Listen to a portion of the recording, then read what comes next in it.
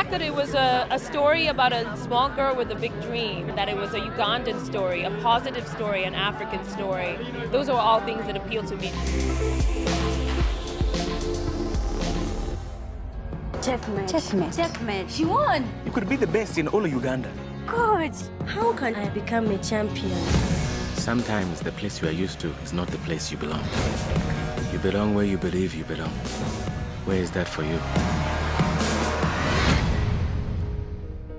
The Queen of Katwe did not come to me as a script. It came to me as a little article in a sports journal about a 10-year-old girl from the worst slum of Kampala, my own home city, who was going to the Chess Olympics in Russia at the age of 11, completely illiterate. For us to follow this very young girl who anyone could identify with, and for her to start in a slum in Uganda and go on to be a chess champion is really an inspiring story.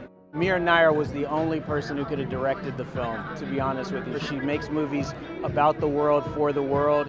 She is someone who, yes, she's interested in individual characters, but also she loves telling the story of communities, and that's something that she does brilliantly in this. A woman who knows Uganda inside out, so I knew it was in good hands. The Queen of Katwe has two major Hollywood stars, fortunately, from the continent, David Oyelowo and Lupita Nyong'o. Both were my first and only choices. I think it's an amazing time where you can have two movie stars from the continent of Africa who are globally recognized. So when they said they would do the project is really kind of what gave us the confidence to go ahead and cast the rest of the movie. The challenge of this film was to shoot 15 chess games, that propelled the story dramatically. I have to give high praise to Mira as our director for really making it a very kinetic thing to watch. But at the end of the day, the chess is a metaphor for life within the film. It's not like we're subjecting you to copious amounts of chess games. It's really about this girl's journey into gaining more perspective on the life she can achieve. Uganda is a country that has had very little cinematic treatment. It was wonderful to shoot there because that's where the story transpired. It was a challenging environment, I will not lie, but it was so necessary. You can't really replicate this in a studio or in some other part of the world. It's about a truthful representation of what those people are now, and it's like looking in the mirror for the first time, seeing themselves in this movie.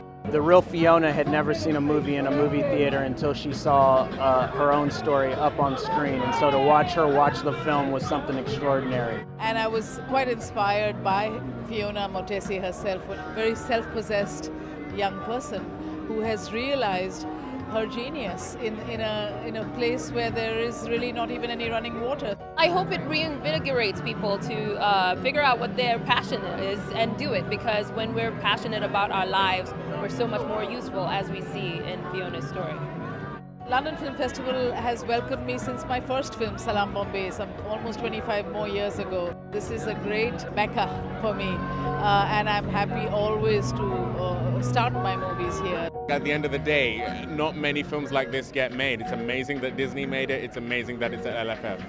I fear things will never change. What matters is when you reset the pieces. She's winning. She's winning. And play again. Stronger than your bruises, I got thick skin.